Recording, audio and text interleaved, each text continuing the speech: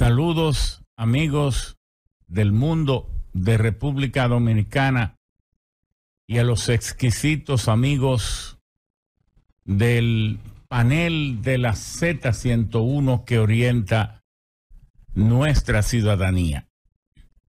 Hoy en nuestras reflexiones nos dirigiremos sobre el tema o trataremos el tema de las guerras en el mundo.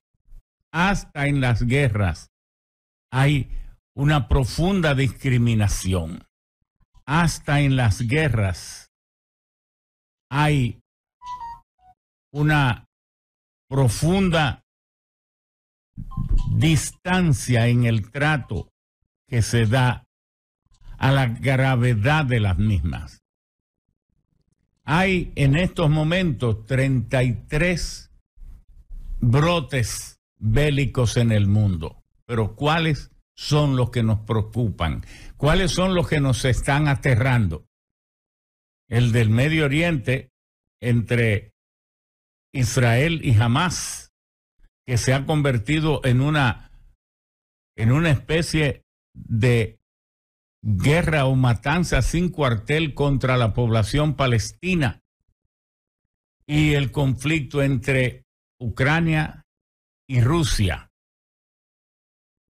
Pero qué decir de la guerra en el Yemen, que ha tenido un compás de espera, ha tenido una aparente quietud, pero que ya en octubre venció la tregua y empiezan las hostilidades.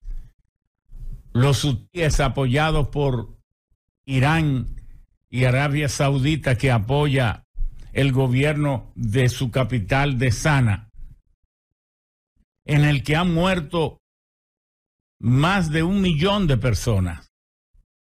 Ese 1 millón de personas como que no preocupa, no molesta a mucha gente. Pero ¿y qué decir de los 16 conflictos muy graves todos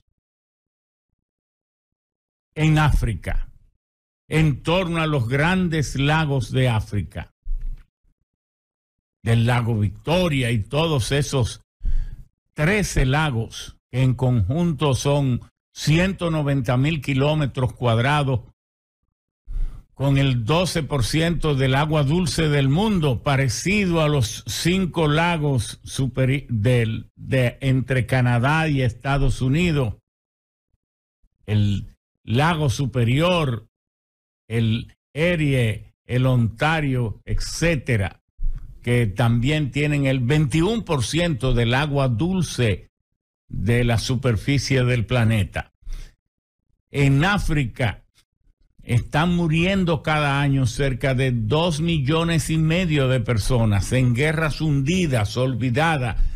Parece que hay una guerra de olvido contra los pueblos pobres, contra los pueblos negros, contra los pueblos de otras razas distintas a las blancas. El mundo, gran opinión pública parece no escuchar esas guerras sórdidas que hay y que parece que nunca tendrán solución.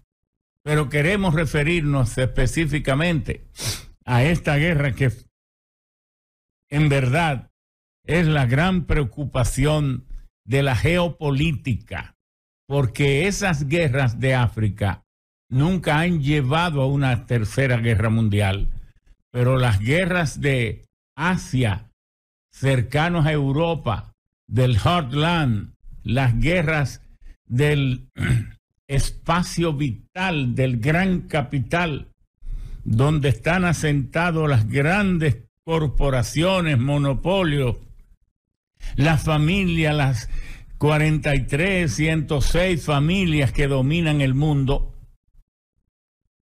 Las guerras en esos espacios tienen una connotación distinta, muy peligrosa, que puede conducir a cualquier conflagración mundial de grandes consecuencias.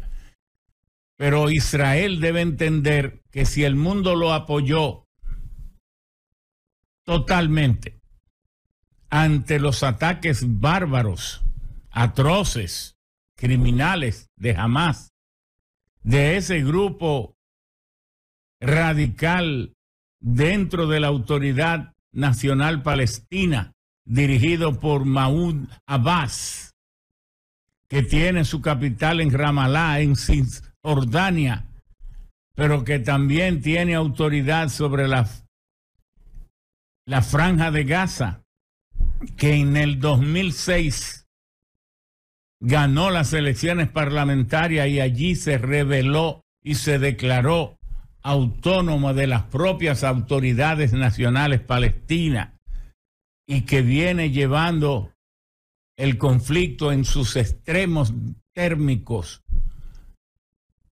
concluyendo el 7 de octubre en este ataque que condenó el mundo entero. Israel tiene que saber que si continúa esa ocupación, ese casa por casa, aunque diga que es para destruir la milicia de Hamás internada en los túneles, en la red de túneles que se dice que superan los 700 kilómetros en unos 700 kilómetros lineales, en 360 kilómetros cuadrados, que es la superficie de Gaza, donde viven 2 millones de seres humanos.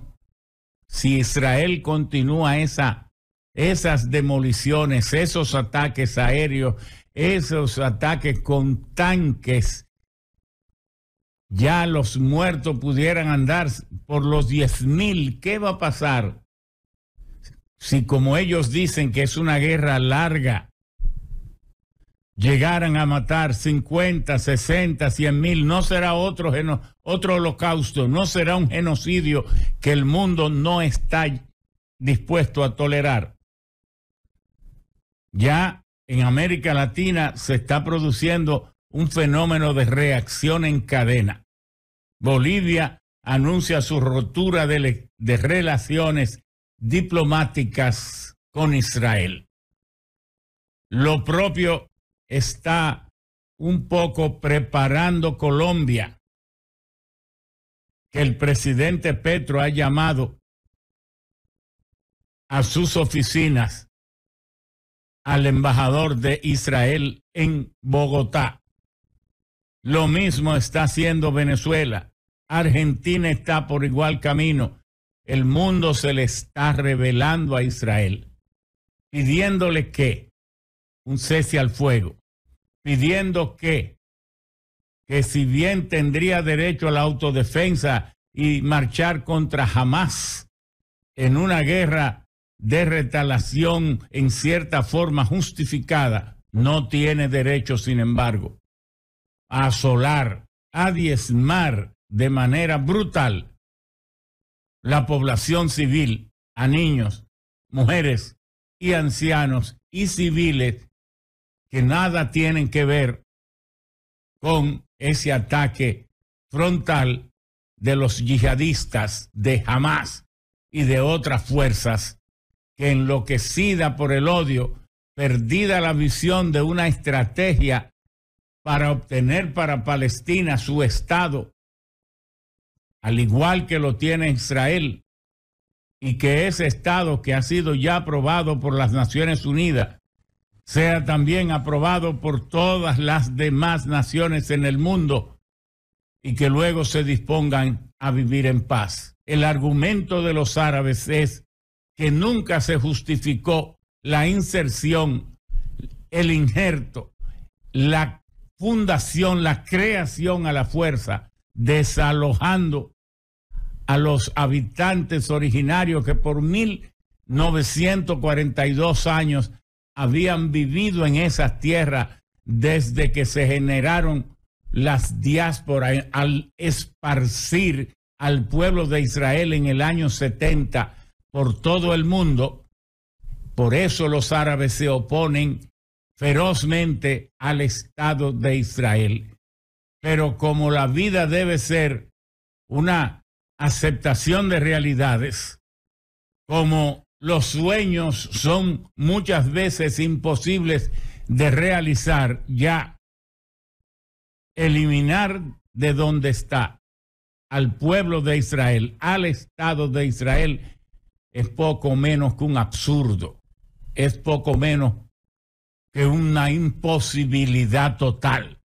Por tanto, los árabes harían bien en aceptar la existencia pacífica de Israel según la resolución 181 del 29 de noviembre de 1947 y traerlo a sus fronteras originales, entregando los territorios ocupados y esos pueblos, el Estado de Israel y el Estado de Palestina, disponerse a vivir una vida como hermanos, porque a final de cuentas, unos son descendientes de Ismael y otros son descendientes de Abraham, todos de Abraham y de Aarón y de Jacob, y todos hijos de Jehová o de Alá, en una hermandad que es lo único que tiene sentido en estos tiempos, tanto para los palestinos como para los judíos.